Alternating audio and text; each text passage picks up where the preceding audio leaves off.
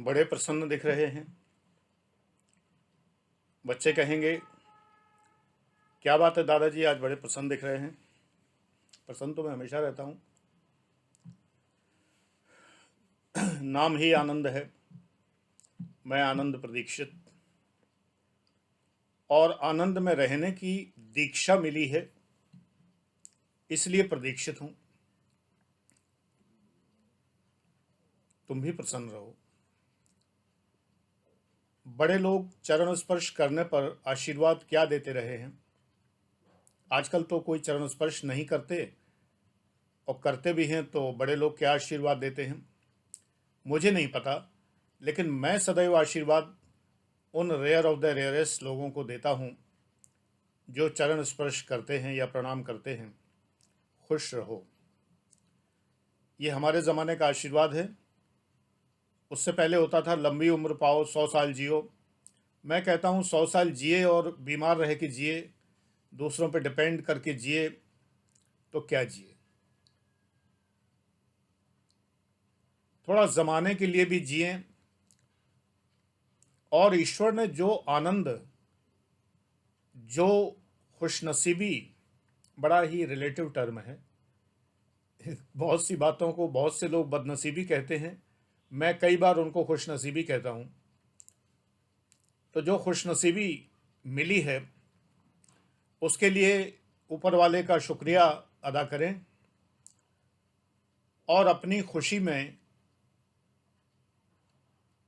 बाहर के कुछ लोगों को सम्मिलित करें, सुपात्रों को।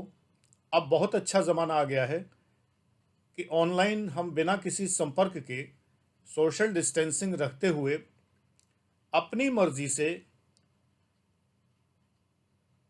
दूसरों को अपनी प्रसन्नता में सम्मिलित कर सकते हैं, दूसरों को अपना अनुभव बांट सकते हैं, जैसे कि मैं बांट रहा हूँ, अपना ज्ञान दे सकते हैं, और जो परेशान करें उन्हें ब्लॉक भी कर सकते हैं। पहले ये नहीं होता था। ताऊ जी सुबह सुबह आके धमक गए, अगर किसी के भी ताऊ जी, मेरे तो कोई थे नहीं, थे भी तो कज़िन थे और कम ही आया करते थे। तो ताऊ जी आके बैठ गए और बच्चों को तंग करने में लगे हुए। मौसी जी आई हैं और अपने निकम्मी औलाद को परम योग्य बताते हुए, संसार का सबसे योग्य व्यक्ति बताते हुए, तुम्हें नाकारा सिद्ध करने में लगी हुई हैं। कोई बुआ जी भटकती आत्मा की तरह आज आ गई, वो भी जो है अपने पुत्र पुत्रियों के गुणगान करने में लगी हैं, और तुम्हें ऐसी मुस्कुराहट से देखती हैं, ऐसे विद्रूप से देखती हैं कि तुम गड़ जाते हो ज़मीन में कि मुझसा निकम्मा दूसरा कोई नहीं है, जो कि बुआ जी की मुस्कुराहट बता रही है। सौभाग्य से मेरी ऐसी कोई बुआ जी नहीं रही। रिश्तों में मैं बहुत अब मैं क्या कहूँ, बदनसीब हूँ कि खुशनसीब हूँ। दूसरों के लिए बदनसीबी होती है, मेरे लिए खुशनसीबी ही रही। मेरे कोई सगे मामा नहीं रहे, थे ही नहीं। माँ के कोई भाई नहीं, पिता के कोई बहन नहीं, मेरे कोई बहन नहीं, मेरे कोई बेटी नहीं। यहाँ पर कोई ये ना सोचे कि भतीजी भी बेटी है, निश्चित रूप से है।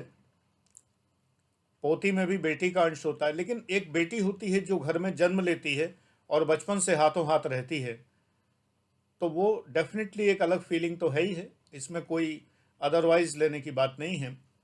बेटे बेटियां तो बहुत सारे हैं, ऐसे ही बहनें बहुत हैं, लेकिन यह है कि कई बहनें तो केवल रक्षाबंधन या दिवाली पर ही मिल पाती हैं। जो बहन साथ साथ घर में पलती बढ़ती, नोक झोंक होती, लड़ाई झगड़े होते, वो बहन तो नहीं है। तो मिस भी करता हूँ इन रिश्तों को, इसलिए बदनसीब कह सकते हैं। खुशनसीब ऐसे कि इन रिश्तों से ही कुछ ऐसे रिश्ते पैदा होते हैं कि जो रिश्ते कभी कभी बच्चों के लिए बड़े बोझ साबित होते हैं। जैसे मैंने अभी बुआ जी, ताई जी, ताऊ जी इत्यादि की बात कही, तो ऐसे रिश्ते नहीं मिले मुझे। जितने मिले, जिन्हें हम कहते हैं दूर का रिश्ता या कजिन रिश्ता, बड़े प्यारे थे। क्योंकि जब कजिन या दूर का रिश्ता होता है, नानी के घर के किराएदार अगर मेरे मामा जी हुए और वो सगे मामा से ज़्यादा मानते थे, विवाह में भात पहनाना और ये सब काम ये सब भी करते थे, अपने पूरे कर्तव्य मेरी माता के भाई की निभाते थे। काफ़ी बड़े थे हमसे उम्र में, मेरी माँ से भी बहुत बड़े थे। माँ उन्हें मामा जी चाचा जी भी कह सकती थीं, इतने बड़े थे, लेकिन वो भाई मानते थे और मेरे एक बहुत अच्छे मामा के रूप में रहे। बर्थना के बहुत ही प्रख्यात व्यक्ति मेरे मामा जी हुआ करते थे। सगे मामा न होने की कमी कभी नहीं खली, चाहे पुराने भरथना के मिश्रा जी हों या आज़ादपुरा के दीक्षित जी हों, दोनों ही नाम बड़े ही प्रसिद्ध और भरथना के स्तंभों में थे। तो रिश्तों की कमी नहीं रही, लेकिन कई बार कुछ रिश्ते जो हमें तंग करते हैं, जो हमने अभी नाम लिया, वो रिश्ते मुझे नहीं मिले, यानी तंग करने वाले रिश्ते। न ऐसे कोई ताऊ जी, न ऐसी कोई बुआ जी, न ऐसे कोई मामा जी, मामी जी इत्यादि, जो मुझे टारगेट करके निकम्मा सिद्ध करने पर लगे रहते। बेटा, उसका एक सबसे बड़ा कारण ये भी है कि मैं निकम्मा था भी नहीं। सभी को मैं पढ़ते हुए देखता था, पढ़ता था।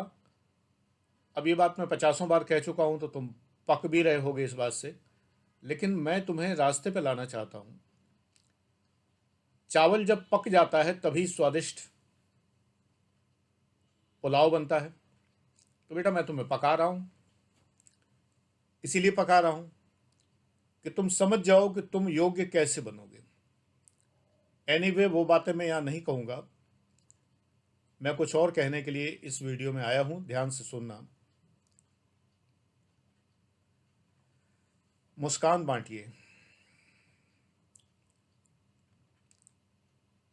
मुस्कुराहट बड़ी ही एपिडेमिक होती है।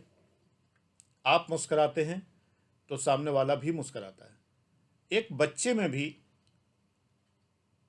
सोशल स्माइल की प्रवृत्ति होती है। आज जब मैं इस हॉट सीट पे बैठा तो मेरे मन में कोई नॉर्मली नहीं रहता, कोई विचार नहीं रहता, बस यहाँ बैठते ही विचार आता है।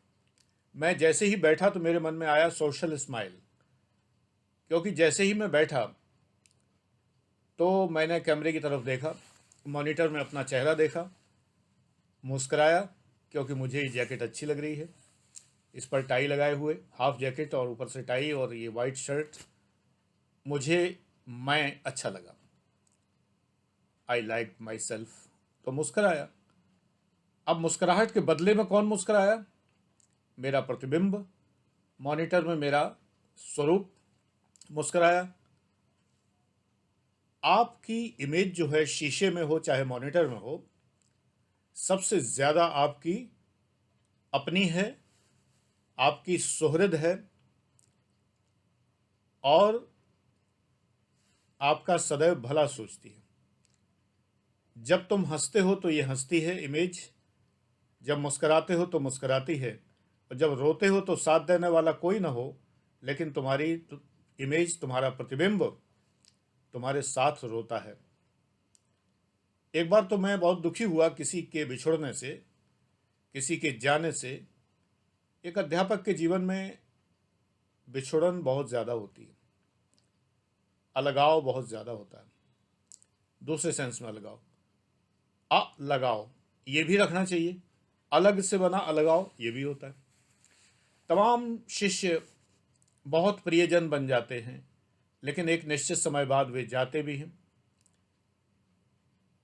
तो मैं बहुत दुखी था। चेंबर में शीशा लगा हुआ है, मैं अंदर आया, चेहरा धोने के लिए शीशे के सामने से निकला, अपनी सूरत देख के मुझे हंसी आ गई कैसे लग रहे हो रोते हुए?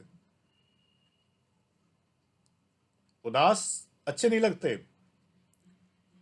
प्रतिबिंब ने कहा हंसो, हालांकि प्रतिबिंब भी रो रहा था, लेकिन प्रतिबिंब ने कहा हंसो, अच्छे नहीं लग रहे। अच्छे लगना जरूरी है। हर इंसान चाहता है कि अच्छा लगे, अपने को ही लगे, क्योंकि अब तो मैं किसी से मिलता भी नहीं, तो किसी को अच्छा लगूं ना लगूं क्या फर्क पड़ता है, की फर्क पड़ता है। यूट्यूब पे उतने ही लोग देखेंगे चाहे मैं कुछ भी करूं। यंग तो हो नहीं जाऊंगा। यंग पीपल के वीडियो लोग ज़्यादा देखते हैं, क्योंकि उनमें एक अलग प्रकार का आकर्षण होता है। दूसरी बात यह, वे कुछ नई नई बातें कहते हैं। हम लोग थोड़ा, बुजुर्ग लोग पुरानी बातें कहने लगते हैं। मैं कई बार दोहराता हूँ कई बातें, हालांकि मुझे पता है कि मैं ये दोहरा रहा हूँ, लेकिन बहुत से बुजुर्गों को तो पता भी नहीं रहता कि वो दोहरा रहे हैं, और यंगर जनरेशन पक रही है। मैंने पहले ही कह दिया कि मैं पकाता भी हूँ थोड़ा।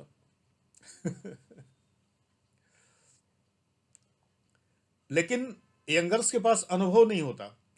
जिन लोगों के वीडियो से प्रभावित होकर मैंने वीडियो बनाने प्रारंभ किए थे, आज मेरे वीडियो 2000 के लगभग, और क्लासरूम के वीडियो अलग जोड़ लीजिए तो मैं कम से कम 3500-4000 वीडियो बना चुका हूं। लेकिन उनकी बातें खत्म हो गई हैं 50-60 वीडियो के बाद। मोटिवेशन स्पीकर्स, उनके पास अब मैटर नहीं है। मेरे पास मैटर की कोई कमी नहीं है, नया नया मैटर भी बहुत है। पुराना तो इसलिए दोहराता हूं कभी कभी कि सबने सब वीडियो नहीं देखे हैं, तो कुछ बातें दोहरानी पड़ती हैं। लेकिन जो यंग होता है उसका अनुभव सीमित है। एक व्यक्ति 35 वर्ष का है, उसका अनुभव कितना है? 5 साल से बच्चा अनुभव ग्रहण करना शुरू करता है और याद रहता है, तो 30 साल का अनुभव है। मेरा अनुभव 61 साल का हो गया, 66 का हूँ, 66 का। 5 साल घटा दीजिए तो 61 ईयर्स का अनुभव। तो दूना तिगुना अनुभव होगा जब, तो बताने के लिए भी बहुत कुछ होगा। इसके अतिरिक्त हमारी जैसे जैसे उम्र बढ़ती है, तो हमें एक्सप्लेनेटरी पावर भी आती है। हम अपने को एक्सप्रेस ज़्यादा अच्छा कर सकते हैं। हमारी शैली मैच्योर होती है। हम ज़्यादा अच्छा बुरा समझ सकते हैं। बहुत अंतर होता है। मैंने सदैव बैठ के पढ़ाया इसी तरह। 20 साल हो गए मुझे पढ़ाते हुए। मैं रामलीला करते हुए नहीं पढ़ाता। जैसा रामलीला मंच पे पात्र इधर से उधर जाते हैं, फिर उधर से इधर जाते हैं, तमाम अध्यापक पूरे कक्ष में टहलते रहते हैं, यहाँ से वहाँ, यहाँ से वहाँ। ब्लैक बोर्ड पर खटर खटर खटर खटर लिखते रहेंगे, चौक नीचे झड़ रही है। मुझे ये इरिटेटिंग लगता है। अगर लिखने की आवश्यकता पड़ी तो मैंने टेबल पर लिखा, ऊपर कैमरा लगा रहता था जो कि प्रोजेक्टर से जुड़ा था 2001 से ही। तो प्रोजेक्टर से वो चीज़ें सामने आती थी, मैं बैठ के ही लिखता था अगर लिखना है। हाईटेक रहा हूँ हमेशा से। यंगर जनरेशन जितनी टेक्नोलॉजी सोच सकती है उससे ज़्यादा टेक्निकल में रहा हूँ और हूँ, क्योंकि मुझे मज़ा आता है टेक्नोलॉजी में। तो नेचुरली तुम्हारे लिए बताने को मेरे पास बहुत कुछ है, और अगर वो सारी बातें तुम अपना लोगे तो 7 जन्मों का ज्ञान तुम्हें प्राप्त हो जाएगा। 7 जन्मों का। क्योंकि मैंने जितने अनुभव ग्रहण किए हैं, तो उतनी पुस्तकें पढ़ के किए हैं, उतने महापुरुषों को पढ़ के किए हैं, उतने महापुरुषों से सीख लेके किए हैं, उनको अपने अकॉर्डिंग मोल्ड करके किए हैं। अगर उन्होंने कहा ऐसा, मैंने कहा ठीक है, थॉट बहुत अच्छा है, मैं मानूंगा, लेकिन अपने अकॉर्डिंग मानूंगा। वो मैं अपने में ढाल के मानूंगा। ये चीज़ है ना। जैसे जब मैं आईटीआई नैनीताल पहुंचा पीसीएस की ट्रेनिंग में, नैनीताल में एडमिनिस्ट्रेटिव ट्रेनिंग इंस्टीट्यूट, 1983 में मैं ट्रेनिंग में पहुंचा, 81 बैच से ट्रेजरी अफसर हुआ था। तो वहाँ पर पहले ही दिन जब लंच के लिए गए, पहले ब्रेकफास्ट के लिए गए, तो हर चीज़ कांटा छुरी, और मुझे बहुत ज़्यादा आदत नहीं थी कांटा छुरी खाने की, से खाने की।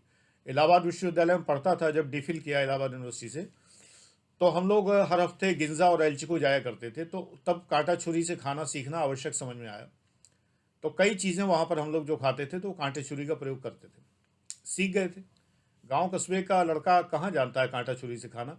और ये सदैव रहस्य ही मेरे लिए बना रहा कि उल्टे हाथ में क्यों पकड़ते हैं। जिससे खाना है कांटे से वो उल्टे हाथ में पकड़ रहे हैं। मुझे तो ये ज़्यादा सुगम लगता है कि एप्पल खाता हूँ, टुकड़े टुकड़े एप्पल होता है तो सीधे हाथ में कांटा पकड़ता हूँ, चुभोता हूँ, गप से खा लेता हूँ। और कांटा छुरी जब पकड़ते थे तो अब तो आज की जनरेशन के लिए कांटा छुरी ज़रूरी नहीं रह गया है। तो जब पकड़ते थे फॉर्क एंड नाइफ तो उल्टे हाथ से, इस हाथ से कांटा पकड़ते थे और उसको चुभोना और उससे उल्टे हाथ से खाना, भाई मुझे तो बड़ा अजीब लगता था। हमें तो बचपन से ये शौच वाला हाथ सिखाया गया है, इससे भोजन नहीं करते। एनीवे, अब दोपहर में आम खाने के लिए बुलाया गया। हम लोगों ने कहा ये तो बड़ा अच्छा है, आम तो मुझे बड़े पसंद है। अब जब आम पसंद है तो आम तो खाना दो तरह से होता है। एक तो वो होता है जो थोड़ा सॉफ्ट आम होता है, तो उसको तो ऊपर से छेद किया, मुंह में लगाया और बीन बजाना शुरू कर दिया, सीधे सीधे आम खा लिया। हमारे यहाँ इटावा में उसे टपका कहते हैं।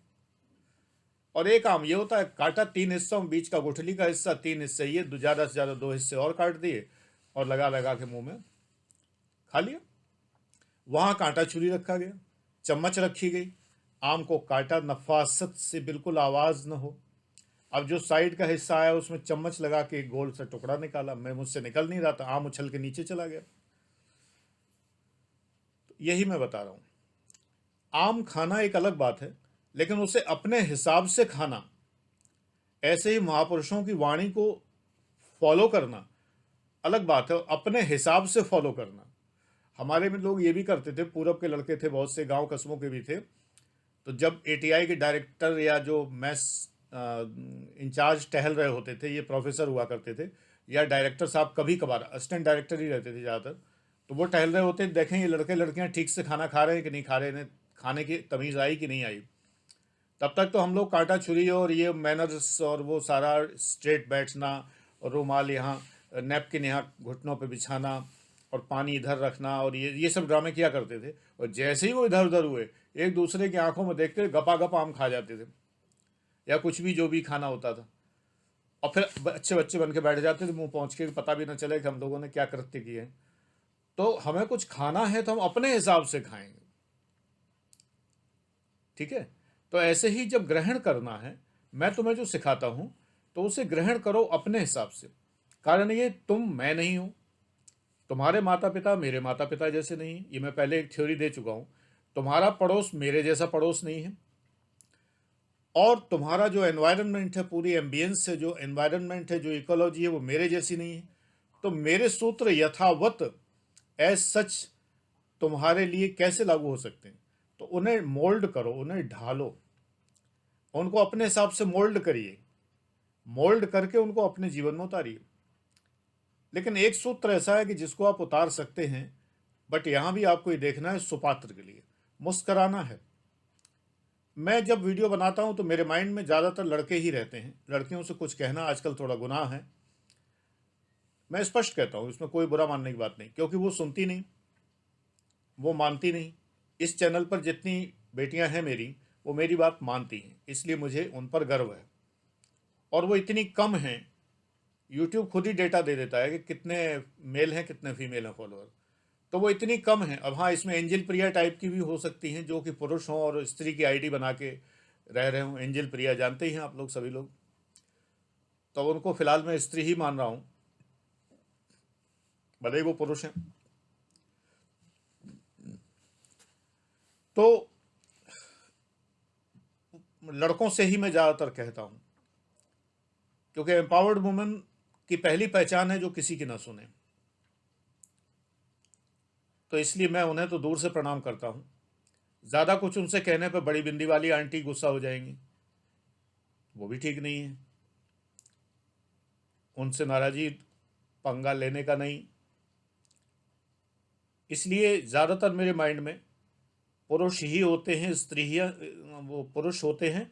लेकिन मैं पुरुषों को हमेशा प्रताड़ित करता हूँ इस बात के लिए, स्त्रियों को सही निगाह से देखें।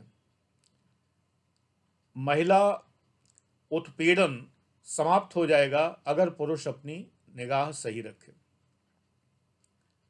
अगर पुरुष अपने भाव सही रखे तो उसका उत्पीड़न सही ठीक हो जाएगा, उत्पीड़न होगा ही नहीं।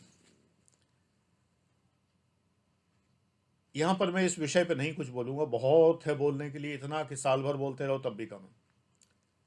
इतना ही कहूँगा कि जो मैं मुस्कुराने की बात आपको सजेस्ट कर रहा हूँ, ये मैं बेटियों के लिए नहीं कह रहा हूँ।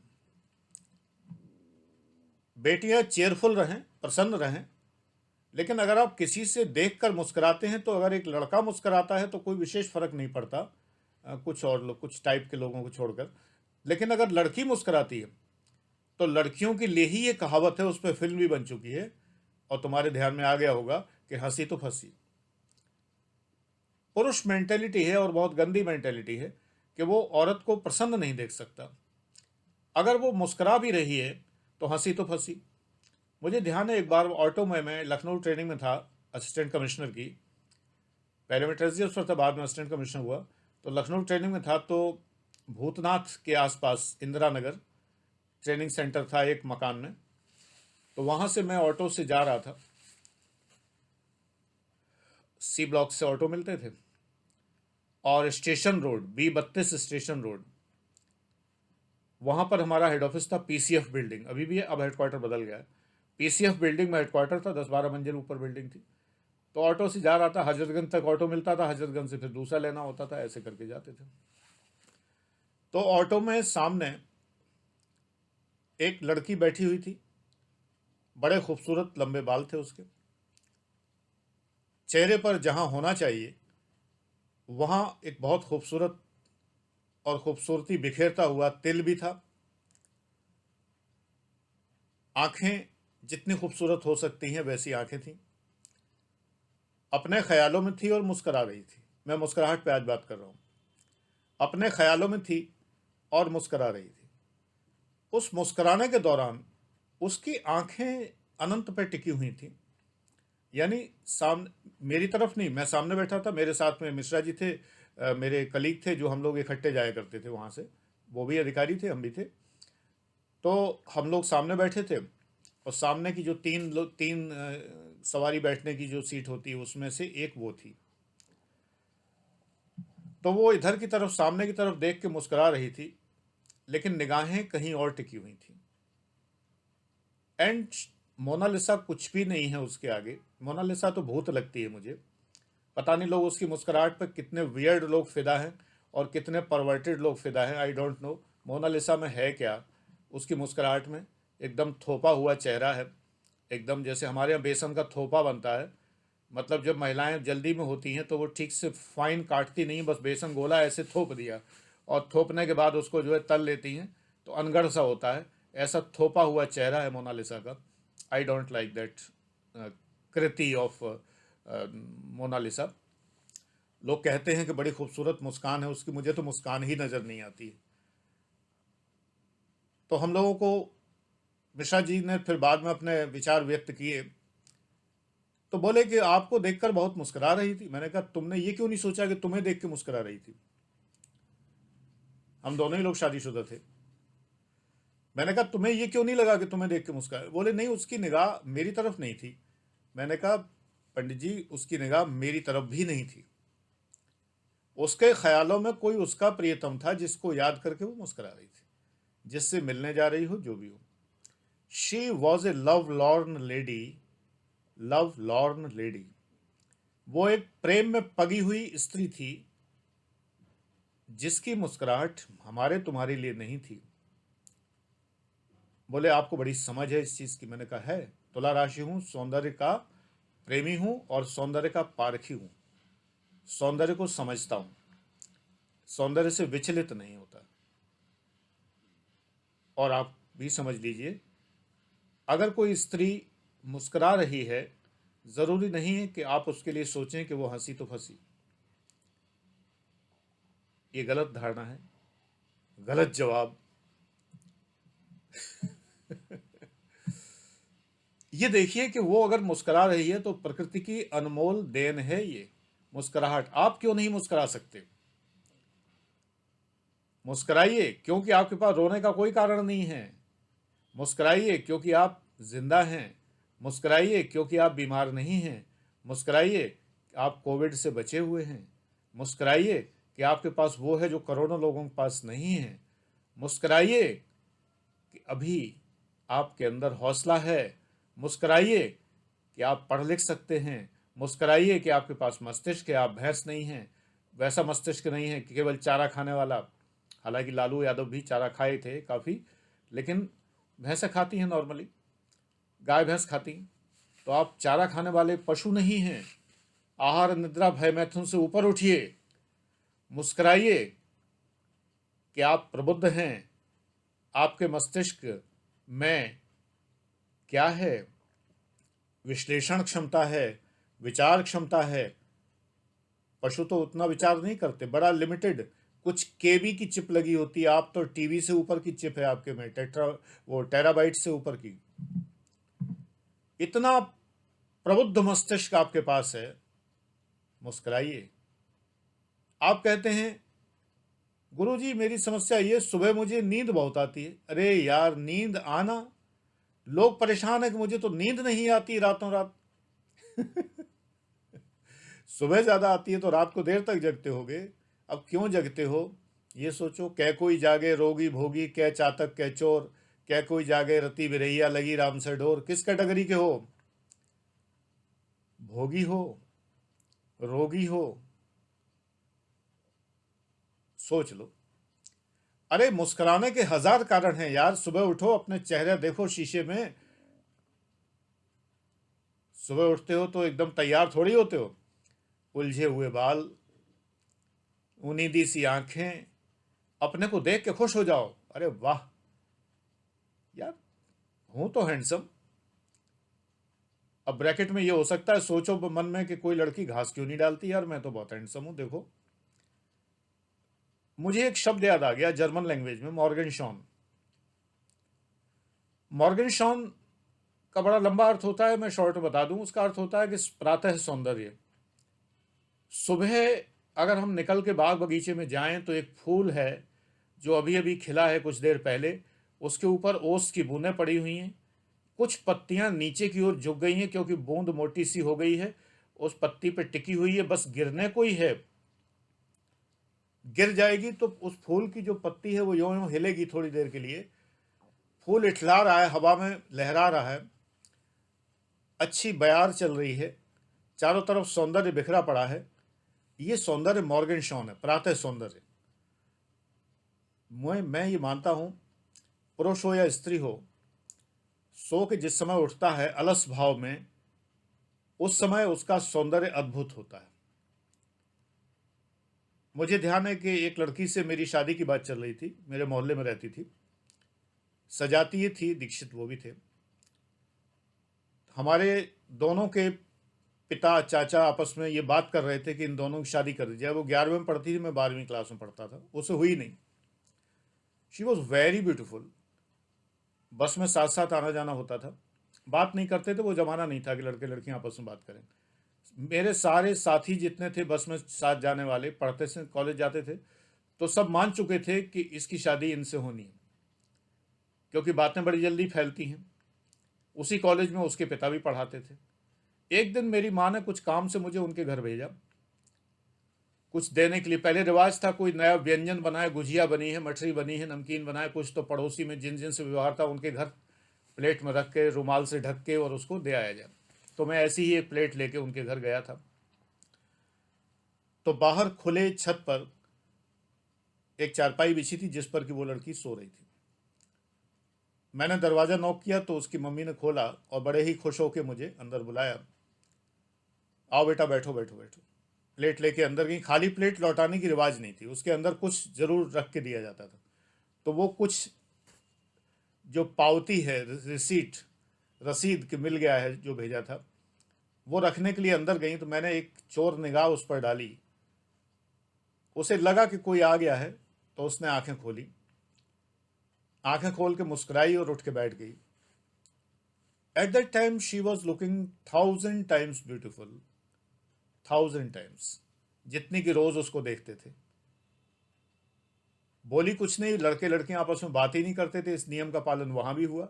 बोली कुछ नहीं, लेकिन कहत नटत रीझत खिलत मिलत खिलत लजियात भरे भवन में हूँ कर नैनन हूँ सो बात, ऐसा कुछ दोहा है बिहारी का।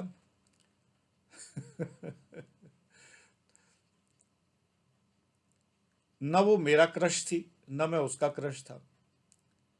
बस विवाह होने वाला था तो मन में कोमल भावनाएं दोनों की एक दूसरे के प्रति थी।